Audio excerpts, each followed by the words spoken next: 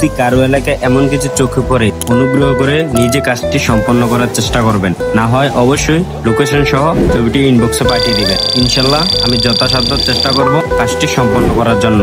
মনে রাখবেন, এই দেশ আমার, আপনার, আমাদের সবার। এই দেশকে সুন্দর ও নিরাপদ রাখা শুধু সরকারের কাজ নয়, বরং আমাদের সবার দায়িত্ব। আসুন দায়িত্বশীল নাগরিক হয়ে আমরা সকলে মিলে আমাদের প্রিয় মাতৃভূমিকে রক্ষা করি ও ভালোবাসি। ভালো থাকবেন, সুস্থ থাকবেন। আসসালামু আলাইকুম ওয়া রাহমাতুল্লাহ।